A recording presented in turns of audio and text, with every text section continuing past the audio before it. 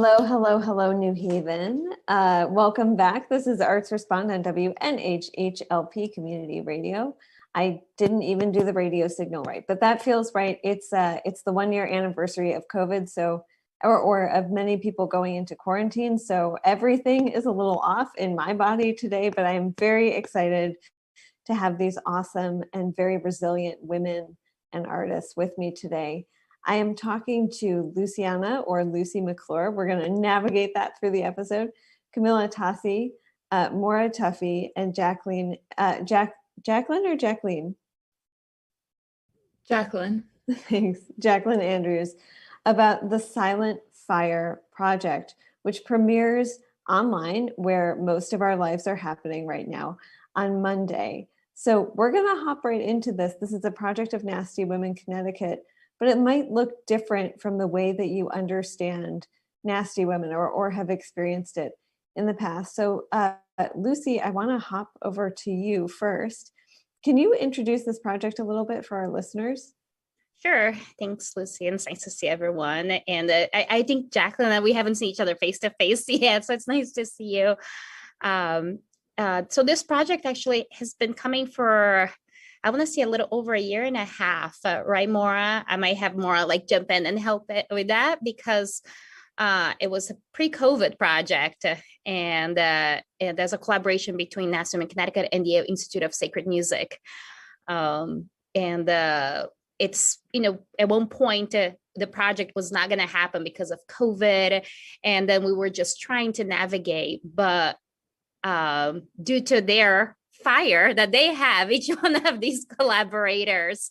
And I think over time, we realized the importance of this project more and more. We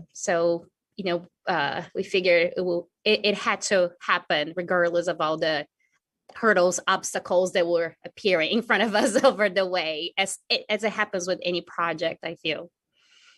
And Maura, this feels like a good time to just say, so people hear Yale Institute of Sacred Music, and I feel like for folks who aren't familiar with the programming and the education that's going on, which actually is totally badass, but they hear all of these things that if you're a townie are offensive at once. So they hear the word Yale, then they hear Institute of Sacred Music, and they're like, I don't know what that is. But actually, the Institute of Sacred Music is doing some really groundbreaking stuff. And I'm wondering if you can talk a little bit about that. Sure. So to anyone who's listening, who doesn't know the Institute of Sacred Music, it's really this communal space that brings together the Yale School of Music and the Yale Divinity School. So it's this meeting point for students and faculty of those mediums of expression. So the Institute of Sacred Music, in terms of its music side, comprises of choral conductors, which I'm, I guess, a part of that community, you could say.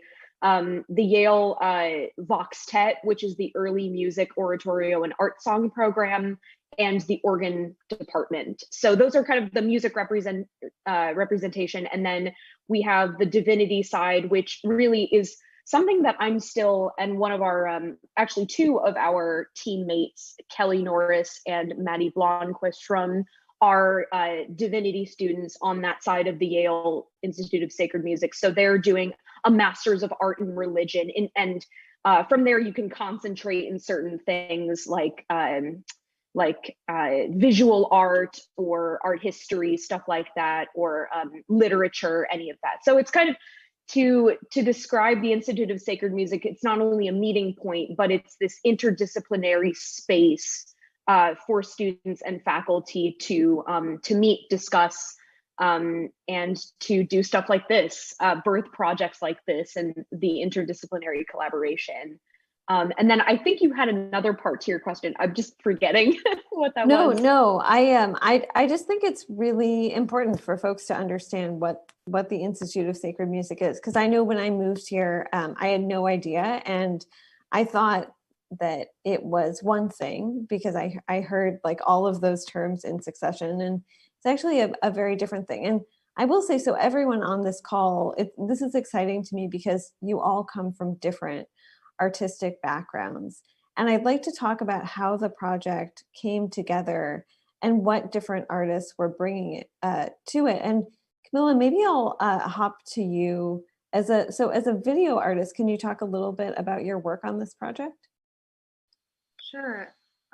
I was very thankful that Maura and the team, the project, and I'm actually affiliated with the School of Drama here, but in their projection design department. And kind of the joy as the video designer for this project was safely filming the performers and then collaborating and talking with the visual artists that became part of this project after the call and putting their visual art in conversation with the music. And so it's such a joy to sort of be the meeting point and bring these together. And, you know, Jacqueline can attest to this and can share some of her work, but most of the artists submitted still images and materials. And so working with that and just giving it a durational quality and just making sure that it was always respectful of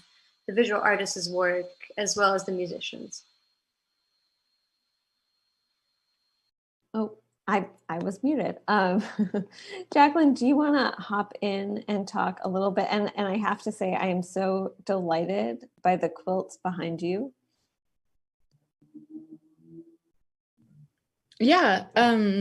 So on my end, it was like pretty straightforward. Maura and Camilla did a lot of like setup for this and a lot of work like stringing all the artists together. But I ended up making an animation of oil paint on glass for this. And it's like a method where to make a stop motion, you just smudge out like your last part of the painting and paint it again, like in a slightly different place. So instead of like replacing the whole piece of paper or something like a flip book or doing it online, you have this like trace. So it was super fun. I just made an animation of like birds flying around a garden because our piece that I worked on with Camilla was called Frühling, which means spring in German. So one of the lines was about like the wandering birds coming in during spring, and that's how the poet knew that the season was changing. So I was inspired by that for my piece.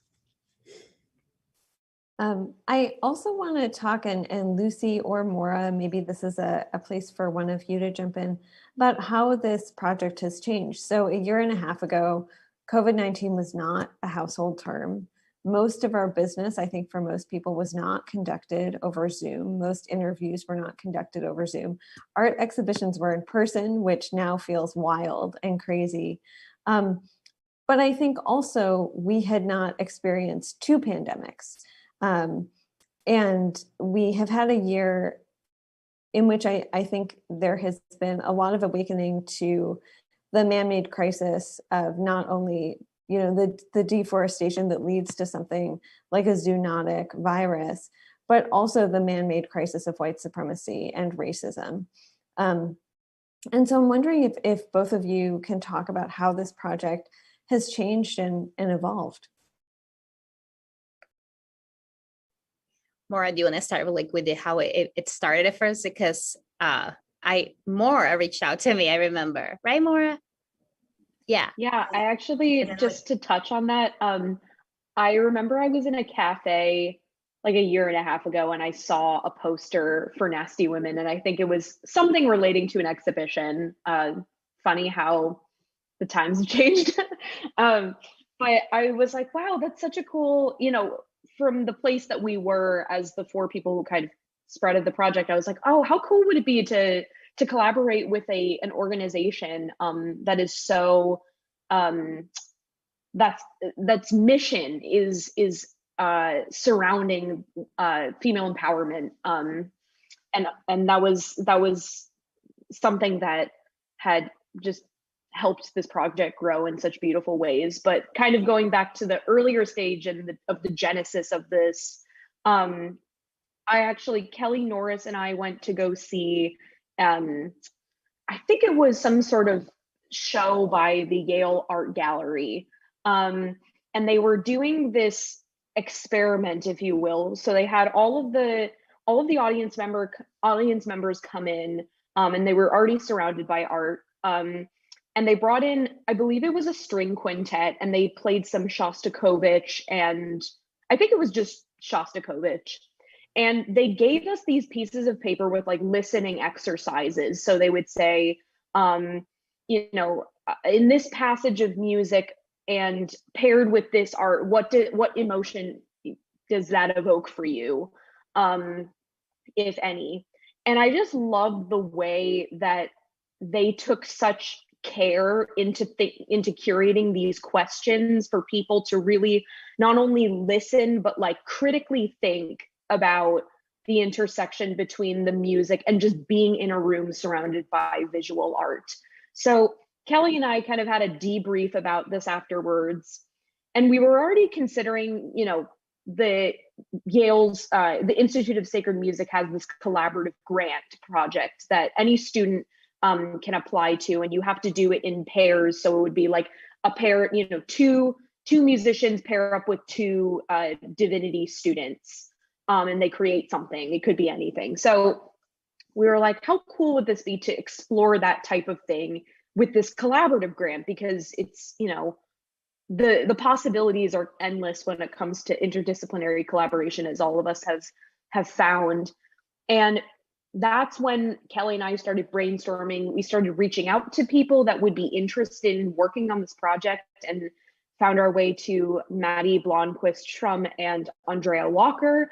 Andrea and I actually lived together, which was a really funny instance. And then Maddie and Kelly were already friends, so we all just kind of came to know each other and really just appreciate each other through this project. So I think that was the you know, the baby stages of this project. And then reaching out to Lucy almost, you know, was kind of like the water that needed the plant to grow even taller. So I feel like our group pairing with Lucy, and then starting to talk about, and Lucy, you could probably talk about when we met in person, the few times that we did to talk about the project. But that was kind of, you know, from the Yale Institute of Sacred Music side, how we started. Yeah.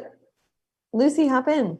Yeah, you know, what's really amazing, I feel that about this project, I think it is the way the relationship has changed between us, all of us, how it started as like, you know, nasty women, me meeting with like, you know, a group of like 4 musicians, students that wanted to do a project, and meeting with more, and seeing all the excitement and feeling the excitement.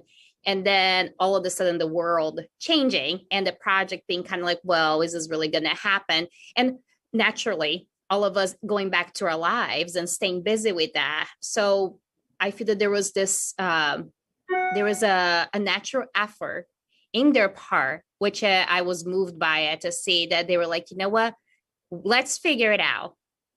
And I think that has kind of like shaped the foundation of the project. You know, it's kind of like how we were thinking about all the possibilities. How do we do this? I mean, I haven't had an experience of a virtual show. I mean, the last time we did a show, the Rituals of Resistance, it was the last really. I remember our exhibition, right? Yeah. Then New Haven had before COVID.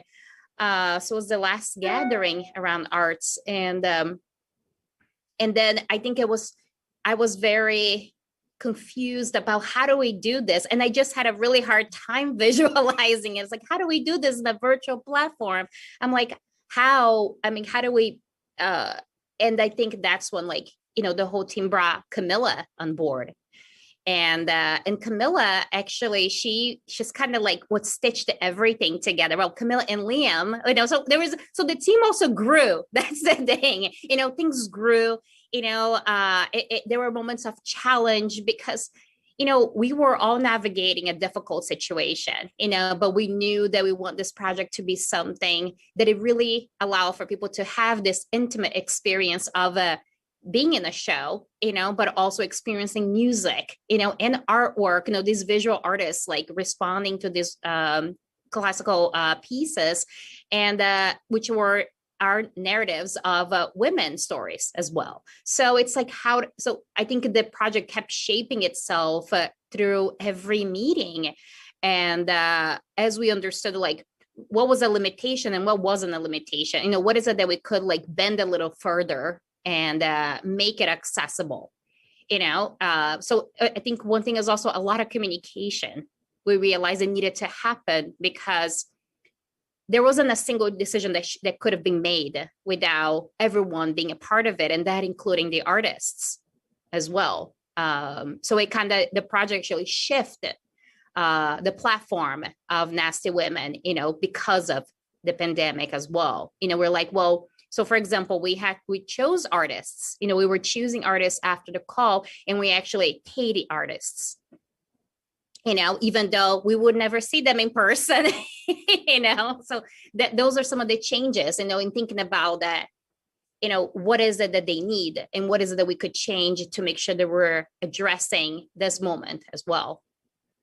Yeah. So it was a really long answer.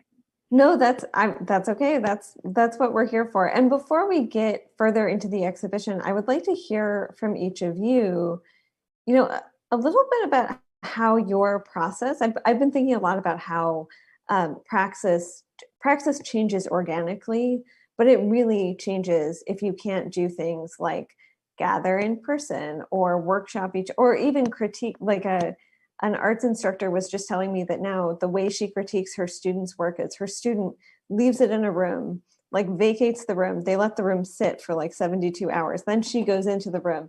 And so there's no like immediate in-person exchange. And so of course that's going to change your approach as an artist. So I would love to hear from all of you how your own work has been changing as you're working on this show. Camilla Hoppin. Sure. So there's two parts sort of to the work I'm doing. And, you know, one can easily be done remotely, which is the sort of sharing of materials and sort of stitching them together in a composition sort of way. But a part that's kind of funny and one may not realize from just watching the videos is in filming the performers or in recording them, just making sure to maintain, you know, very safe protocols, being far apart.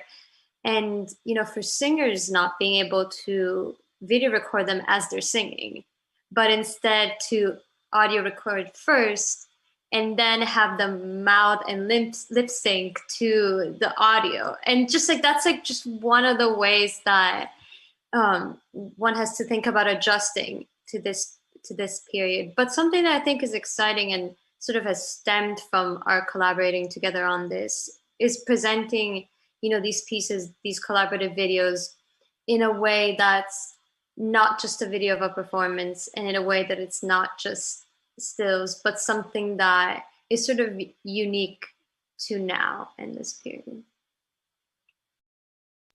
Yeah, and it's a lot of, I think there's also so much of like this, again, I think is a lot of the communication because, you know, Camilla is doing such a delicate part of the project because she's, you know, she's kind of mediating between, you know, the visual artist, the musician, you know, and then how does she puts all that together into this visual space. And her and Luisa also have been working together to kind of figure those things out because one of the things is the exhibition will be it'll be housed at the Nasty Women website, you know, so people can enter and they are experiencing the show. But, you know, but having to also think, okay, this is how we're presenting. Is the artist okay? Is the musician okay? You know, is everyone okay? And does it flow? You know, is it the aesthetics there? And that's, and it's challenging. And but it's also beautiful to watch the way it's been taking shape. And, you know, I think this whole project has been, you know, challenging in many ways, but continuously, like I keep talking to the whole team and to Luisa, you know, thinking about like to Nasty Women, like, wow, like this is like an incredible collaboration because it's like people are like, we're continuously like doing something, you know, and that's because there isn't that in person, you know, like we can't just sit around and all gather. We can't be, you know, seeing the artists and looking at their work, touching their work, or not touching their work, but, you know, if it's like, if touching is, some artists are cool with right, their work. right. Some artists are not. But and not all artists are local. We have an artist is in the UK, so it's like how it, so then there's also, because of this virtual platform, there are also all these other possibilities as well. Yeah. So yeah, I don't know if Maura wanted to add anything else, or Jacqueline wanted to add anything else. I would love for Jacqueline to hop in, and I would love Jacqueline to hear a little bit more about, how this year has changed your practice as an artist, and then some of the things you saw sort of popping out of this collaboration. Sure. Well, I joined the collaboration in, I think, January or February, which is when the call for artists was. So that was already like long into the pandemic. But I think, first of all, I don't know that I would have been able to be part of this project if it weren't for it being online, because I live in California and I know Maura from when she did her undergrad at USC. So that's how I was looped into the project. So that's really cool. And in past projects that I've done with Maura that were collaborative, I made like a painting that I brought into the performance space. And that's how I was able to be part of the collaboration between like singer, writers, like dancers. And that was really cool because it was all in the same space. But I think what we had to do for this project, because it was online, was actually like layer the artwork itself like into the performance through Camilla's video. So I think that was a really like special way that we needed to synthesize the work, like specifically because of the online platform. So yeah, that definitely changed the way that I worked, and I've never approached a collaboration this way before, but I think the results are just different in a really like special way than they would have been. But yeah, over the course of the pandemic, my process has definitely changed a lot because I've always relied heavily on collaboration and including other people in my work.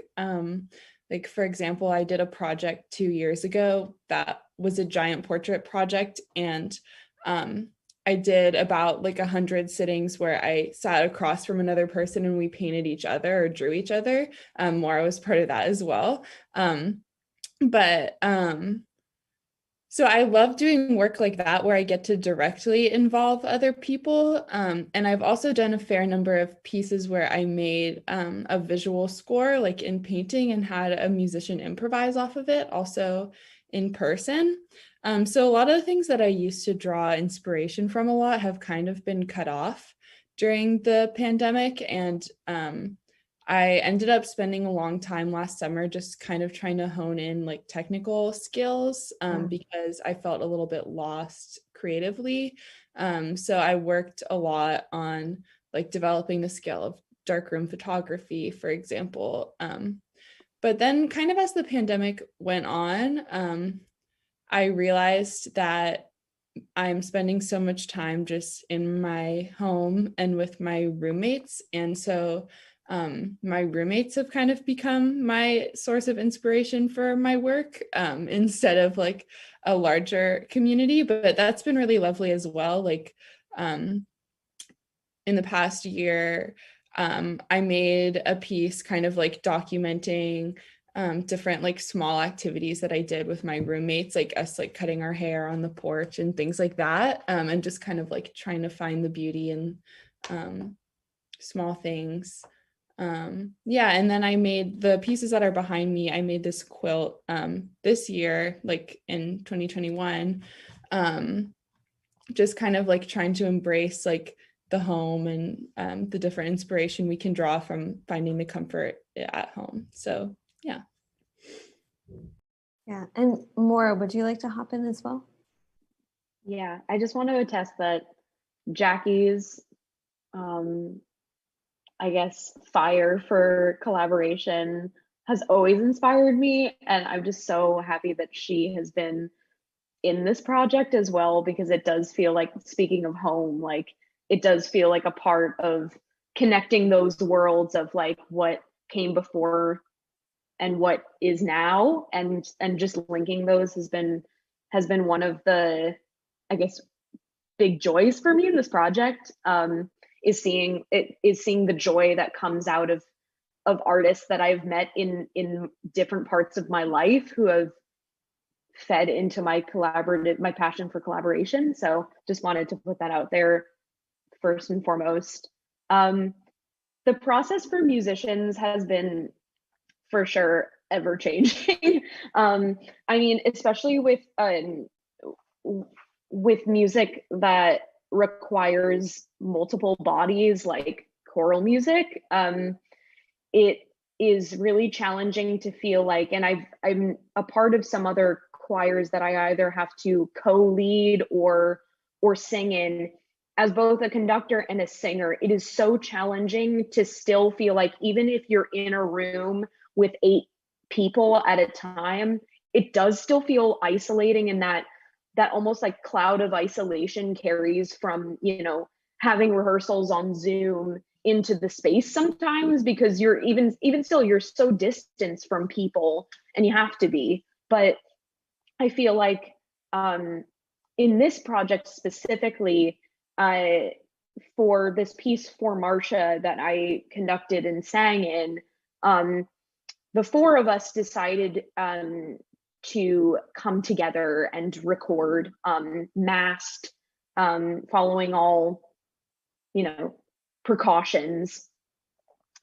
And it was to be able to, like, you know, take singing out of the academic sense of what I know it to be, or, you know, 98% of my music making right now is happening virtually and in school. So to know that this was something that we could play with, that wasn't attached to you know, school or Zoom necessarily, was really freeing. And even just, I think that being in person, having these small opportunities to sing in person has been really beautiful, or have been really beautiful because of the fact that you get to actually hear people's voices in just the sound, like the sonic feeling that goes between the sound and, like, you know, your body, is just something so beautiful. And I've loved that, like, we've had these opportunities to sing in person, because it's like, oh my God, like, live music making, what is this? And it's such a fresh feeling. And I think, if anything, I felt this rebirth of, like, the love for what I do. And I think it's because it's that quote, like, you don't know how much you miss something until it's gone. And I have definitely felt that way about music throughout this entire period. It's like, music lives and breathes in different spaces, not just it's not supposed to be reserved for one. So I think that in this project has, you know, through all of the parts, has been able to kind of like refuel my love for what I do. And that's something that, as an individual, you can't, I feel like it takes a village to produce that kind of feeling. So yeah, I think that's true. And Maura, I want to, or everyone, I also want to talk about the music and the art specifically that's involved. So there are a number of composers that then have their work performed, including Fanny Hensel or Hensel. I tend to mispronounce things, so that's great. Alexis Lamb, Libby Larson, Florence Price, who actually the New Haven Symphony Orchestra was performing about a year ago. It was like a year and 4 days ago at this point. Barbara Strozzi and Joel Thompson, who I am really proud to call a New Havener. Joel lives in New Haven. I'm really proud of that fact. I just want to put that out there. I feel like we get to claim him, and he's just such an enormous talent. And so anyway, but what was the process of choosing those composers, especially at a time when I feel like art has gotten so many people through this time? And sometimes it's like top 40, and if top 40 is your gospel, fine. But sometimes it is this just this output of beautiful art, sometimes experimental art, and sometimes very traditional art. Music. When I say art, I mean music.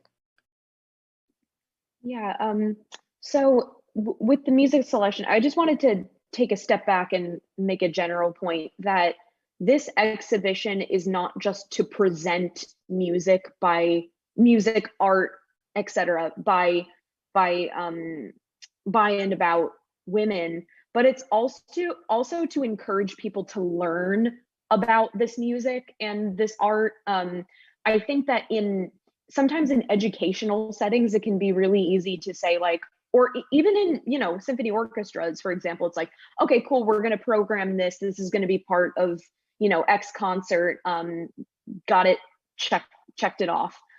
But I think what really carries the weight is the curiosity about the work.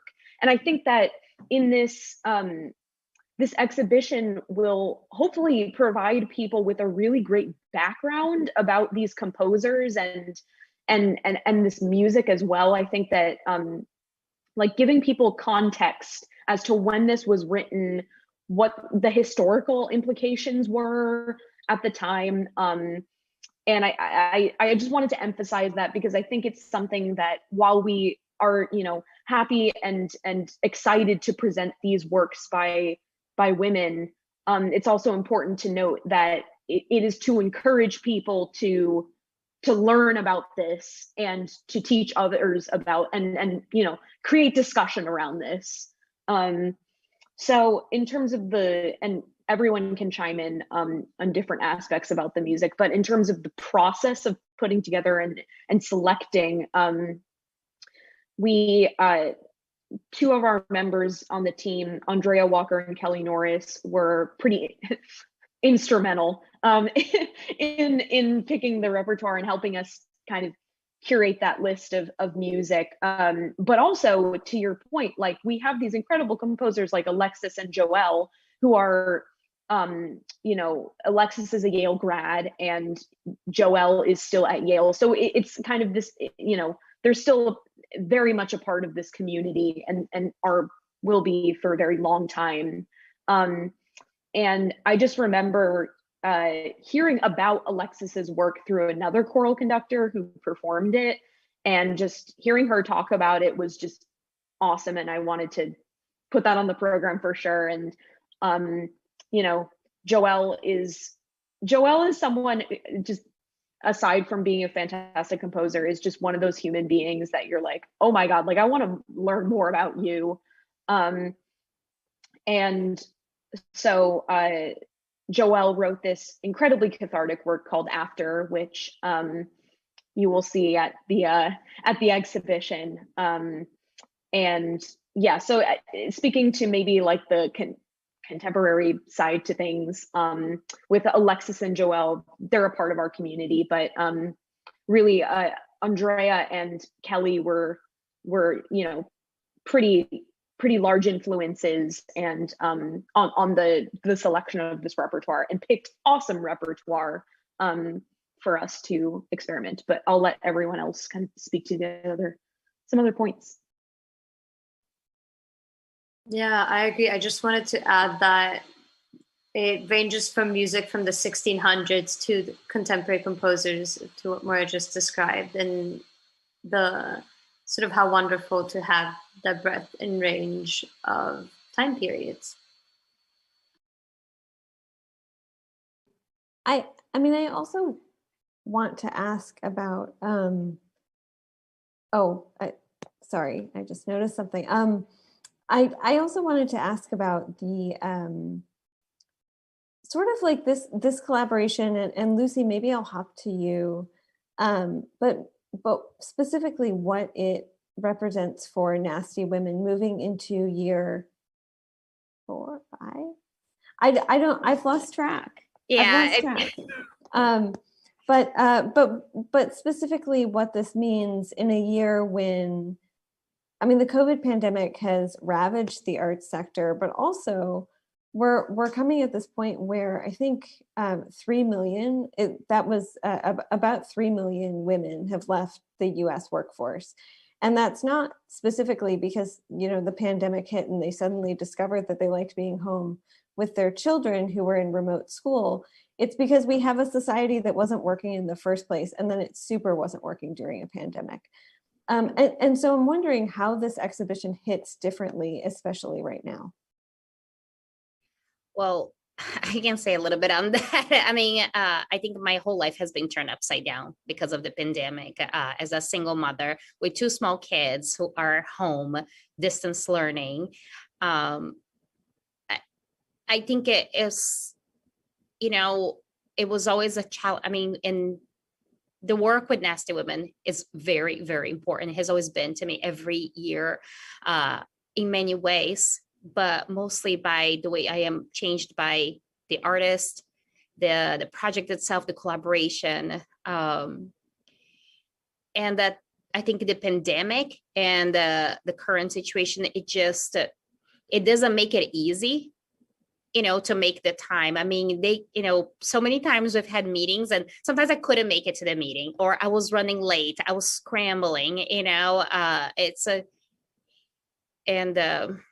it's very hard.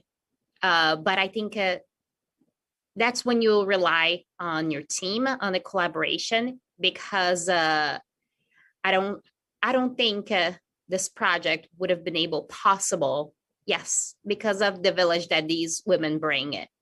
And I continuously have been moved by their work, their kindness, but also their love overall. It's just like really amazing people, that I feel that, because of the project, like, I feel I want to be around them. I want to like to me, like I feel that like I know who they are, like it's, and it sounds silly to say out loud, but like I to me, like these are women that I feel that they're gonna be part of my life, like Camilla, Maura, like Maddie, like all, this was like this little tight knit that we were like just continuously talking and texting and trying to find emails, and then the technology, it makes it so hard sometimes, and but I think, we also have very different realities. We sometimes we don't fully understand, what is everyone doing in a day-to-day? What is it that one is juggling? And we're juggling a lot, and sometimes we're not talking about all that we're juggling. But through this process, I've realized how important it has been to also allow to be vulnerable and to say, I don't know, I don't have an answer, but also I think in the past, I've always been with Nasty Women, with the work. I was always so much on the front of making every single decision. And so I think to pull back and allow for the whole team to be a part of it, that takes trust, and that I feel, I'm glad I didn't hesitate to trust the entire team, because they've woo me in more ways than I can think of, and seeing the way that it's taking its shape, to seeing the artists also responding to these narratives of women's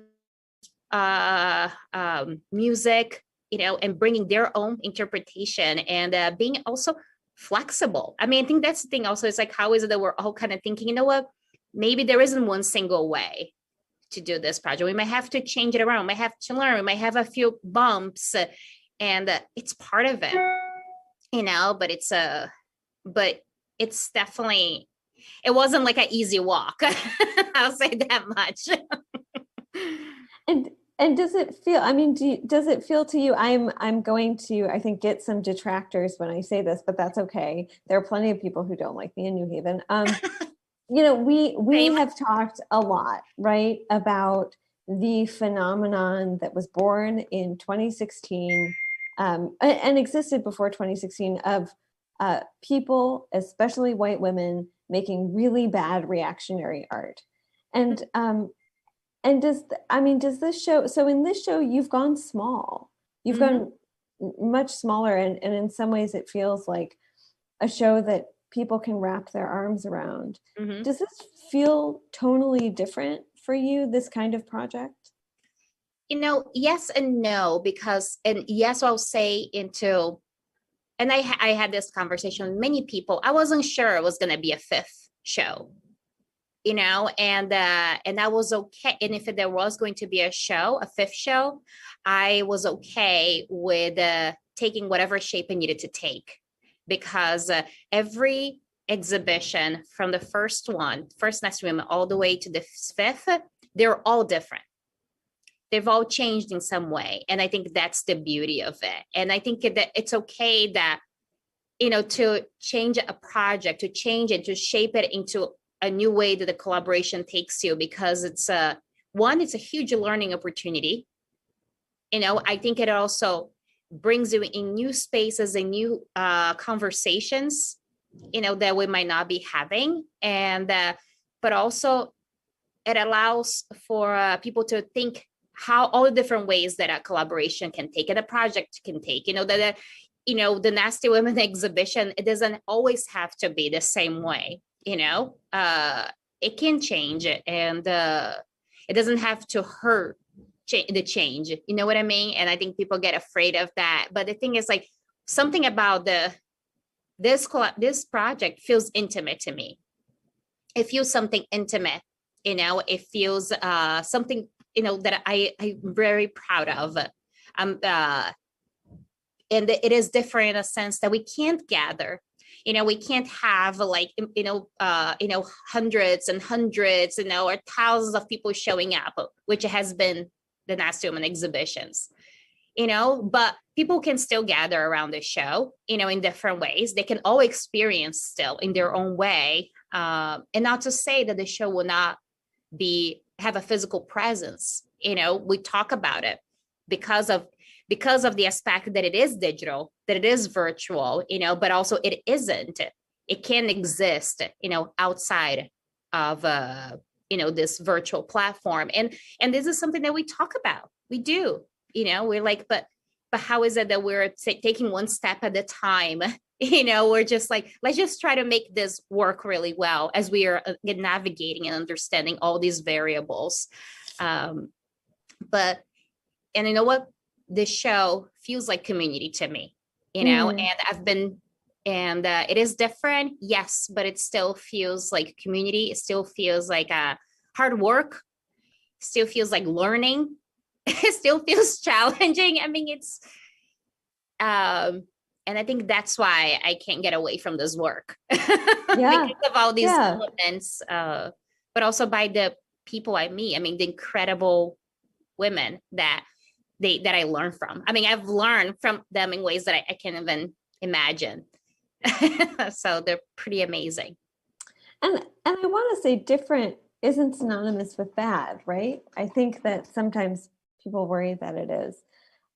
So in our last 12 or 13 minutes together, I want to make sure that there's time for Jacqueline, Maura, and Camilla to talk a little bit more about some of the art we can expect, not to give any spoilers away, but some of the art that that viewers can expect to see on Monday. Anyone can hop in.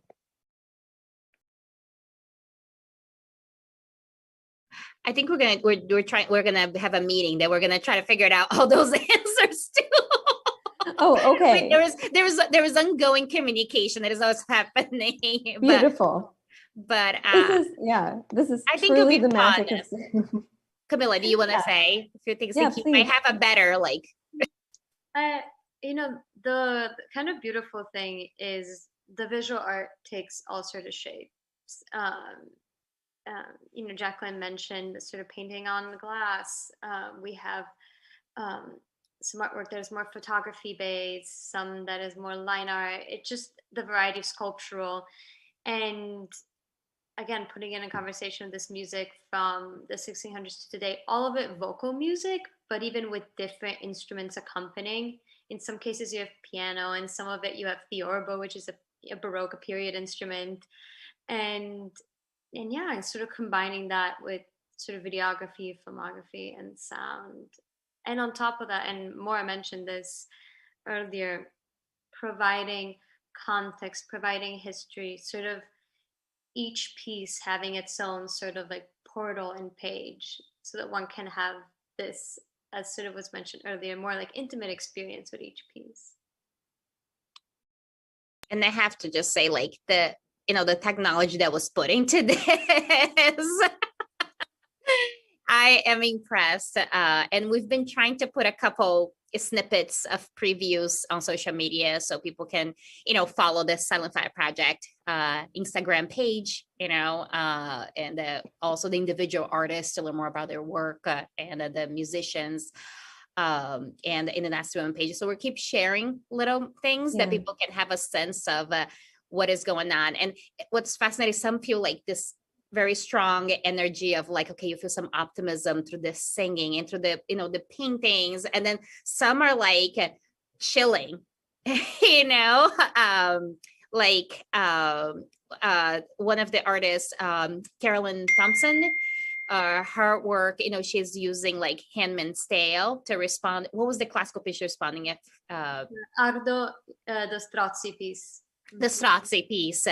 And she's like a UK-based, like book artist, so if, so watching like, just like, the process, and understanding. And I think that's what's so unique, the process that each artist takes for this collaboration, because, it's like, how does it you respond to these narratives in the music? How does your work become challenged, or how does the process have to change? And how do you imagine?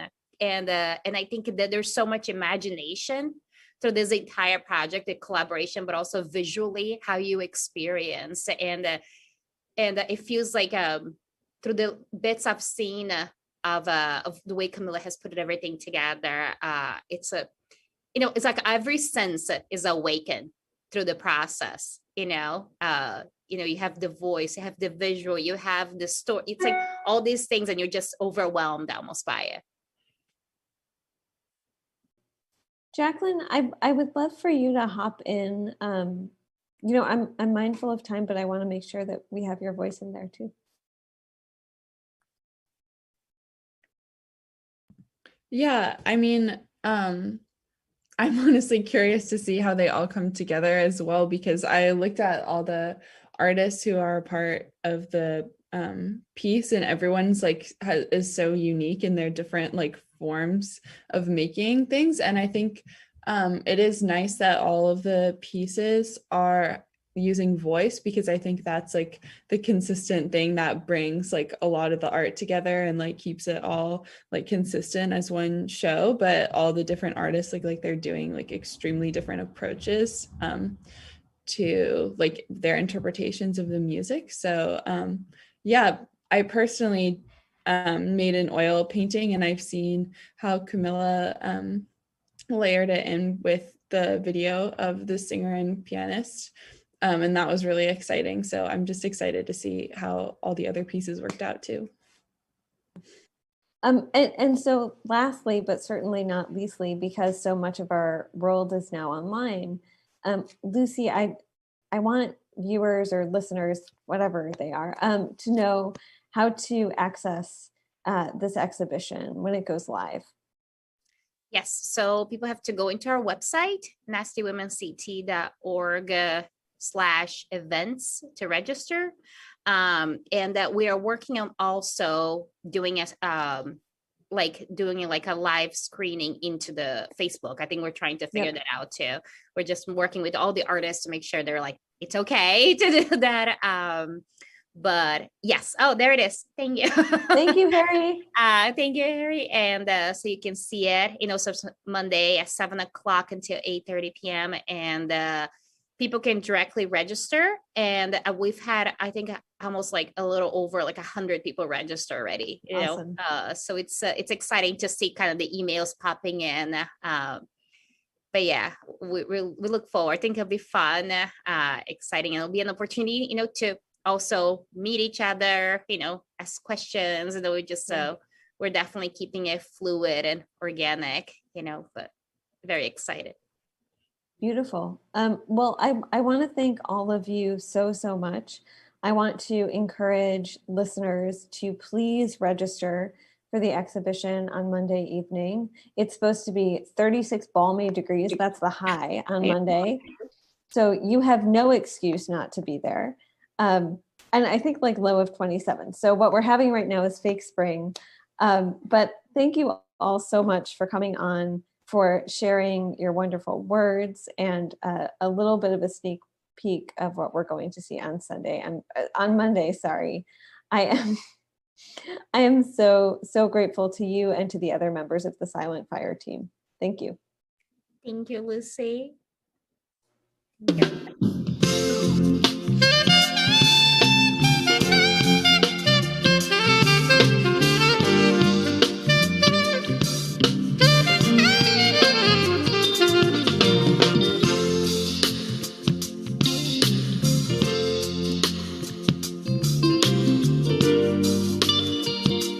Never go down.